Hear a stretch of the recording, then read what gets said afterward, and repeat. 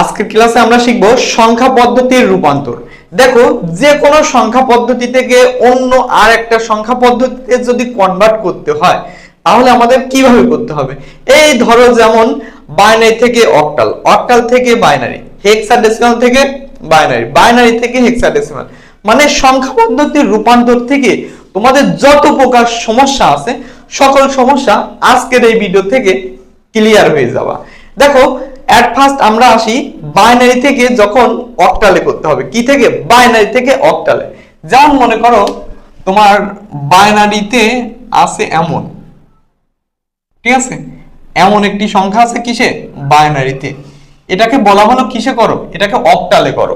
দেখো, এই বাইনারি থেকে অক্টালে কিভাবে করতে হবে এটার আমরা একটা বেসিক একটা সূত্র আমরা জানি, সেটা হচ্ছে কি, এই যে 1 2 4, ঠিক আছে। দেখো, বাইনারি থেকে অক্টাল এবং অক্টাল থেকে বাইনারি, এই সেম সূত্রটা প্রয়োগ করে তোমাদের করতে হবে। দেখো, এই ডান দিক থেকে তিনটা করে সংখ্যা নিব এবং এখানে বসিয়ে দেব 0 1 তারপর কি 0, ঠিক আছে। এখন দেখো 1 এর উপরে সংখ্যাগুলো কাউন্ট করতে হবে। দেখো 1 এর উপরে কি আছে? 2। তার মানে কি, এখানে যেখানে 1 আছে 1 এর উপরের গুলো শুধু কাউন্ট করতে হবে।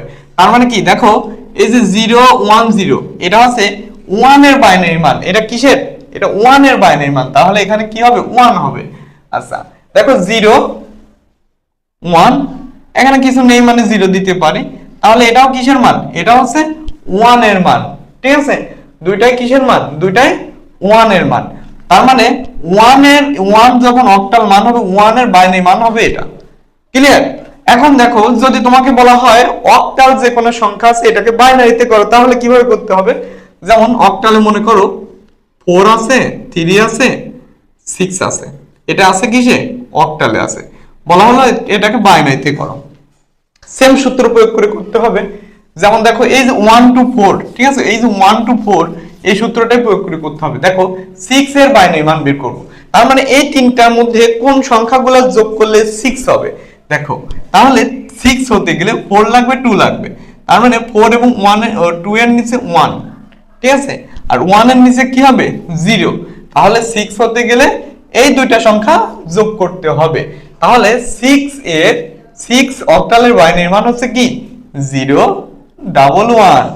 আচ্ছা 3, তার মানে তিনটা সংখ্যার মধ্যে কোন সংখ্যাগুলো যোগ করলে বন্ধুরা 3 হবে?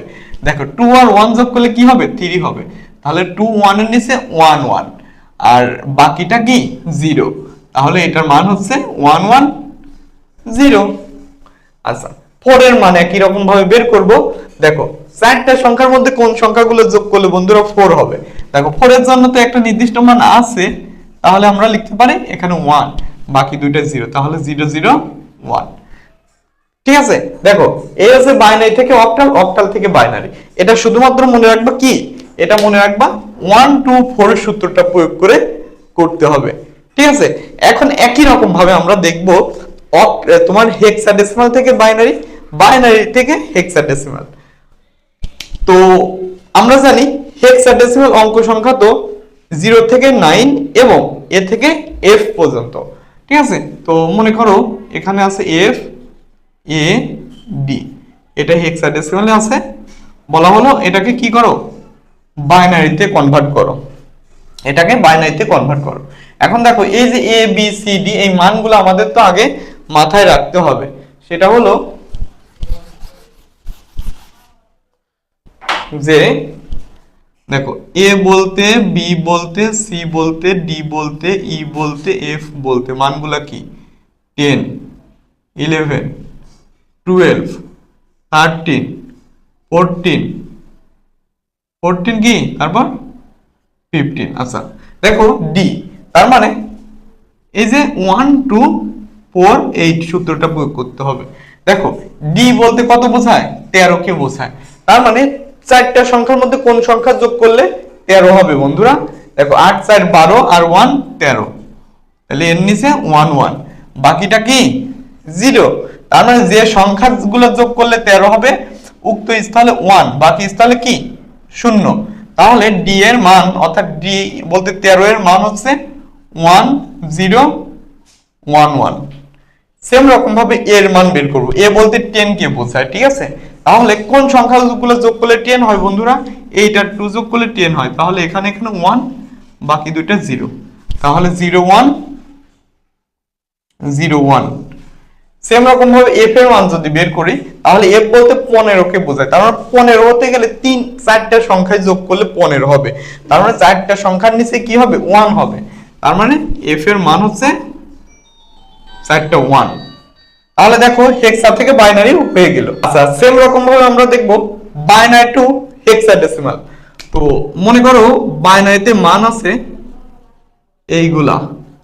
এখন বলা হলো এই বাইনারিকে তুমি হেক্সাডেসিমালে কনভার্ট করো। এই বাইনারি মানকে হেক্সাডেসিমালে কনভার্ট করতে হবে। তো সেম রকম ভাবে এই যে 1 2 4 8 সূত্রটাই প্রয়োগ করতে হবে। তো দেখো ডান দিক থেকে 4টা করে সংখ্যা কাউন্ট করতে হবে, 1 2 3 4। তার মানে এই যে 1 0 1 0। এখন দেখো যে সংখ্যাগুলোর 1 আছে 1 গুলা কাউন্ট করতে হবে, এখানে 1 এখানে 1, তাহলে 4 2 6। তার মানে এটা হচ্ছে 6 এর হেক্সামান, আর 1 0 1 0, ঠিক আছে? এটা দেখো 4 1 5, এটা হচ্ছে 5 এর মান, হেক্সামান। তো দেখো এই হচ্ছে আমাদের এইচএসসি আইসিটির এই যে সংখ্যা পদ্ধতির রূপান্তর। এরপরে তোমাদের আছে দশমিক থেকে binary octal hexadecimal, binary octal hexadecimal থেকে দশমিক পদ্ধতি, ঠিক আছে? পর্যায়ক্রমে তোমাদের প্র্যাকটিস ক্লাস আমরা চালিয়ে যাব। তো আমাদের চ্যানেলের পাশেই তোমরা থাকো, এবং আমাদের ইউটিউব চ্যানেলে যারা এখনো নতুন, চ্যানেলটি সাবস্ক্রাইব করেনি অবশ্যই চ্যানেলটি সাবস্ক্রাইব করে রাখবা। দেখা হবে নতুন কোনো একটা ভিডিওতে। সে পর্যন্ত তোমরা সবাই ভালো থাকো, সুস্থ থাকো। আল্লাহ হাফেজ।